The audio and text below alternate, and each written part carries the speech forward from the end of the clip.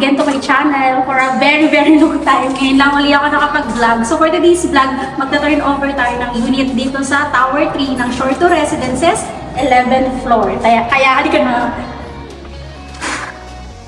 Oh, may pang-welcome. At ang bango, may pang-welcome. Alam mo, ang dami kong beses na turn over dito. Ngayon ako nakakita ng pang-welcome. Testing lang natin ng ano natin. Testing namin, i-check muna lahat ng mga Working naman po yung extras natin. Ito lang din po yung sa top natin. Yung minute lang kaya off. Mahilig naman ako. Ang ganda natin natin yung base structure. Familiar naman na tayo. At least mag-perfect naman na related. How many hands ang recommended para Ito naman, depende sa paggamit ng order. Pero mas maganda, at least twice or once a month nalilinis yung strainer. yung strainer? Kasi iniiwasan rin natin yung amoy niya. Oo nga. And then yung na-stocking lahat ng ano doon, baka mag-cause naman siya ng masira.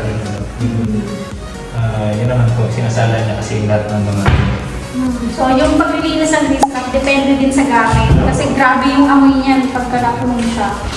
Hindi natin, kailangan natin, may provision tayo sa water heater.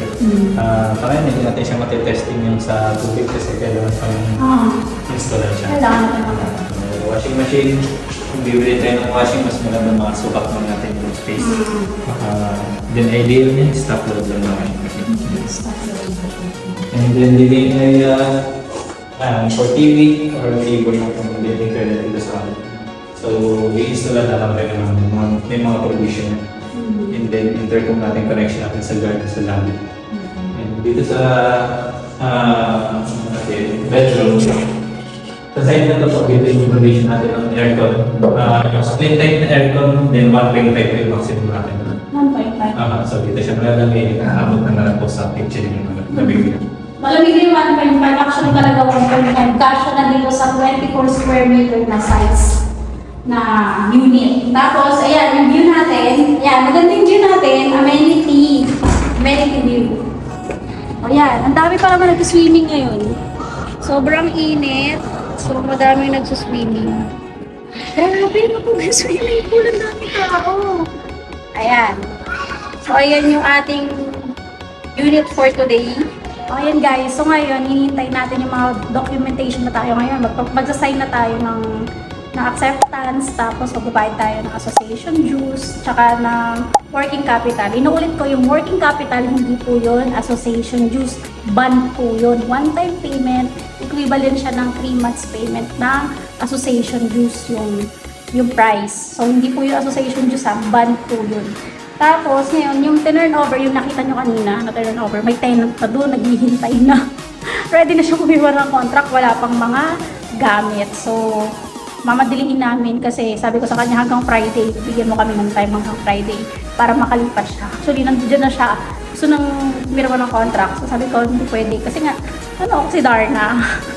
Next time na lang. So, mga Friday, pwede na. Ready na yung unit for move-in kasi nga, lalagay pa kami ng aircon, washing machine, ref, lahat ng mga gamit na basic na furnishing para makamove-in siya. So, wait natin si Kuya.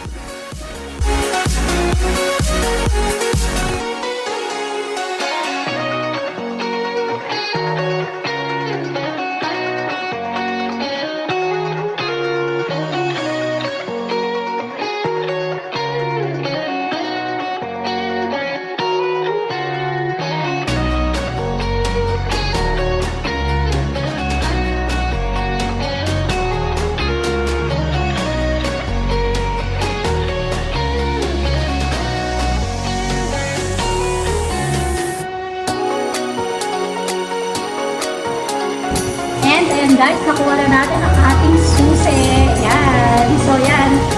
Ayusin na namin siya kasi nga may renter na. Thank you guys for watching and please don't forget to subscribe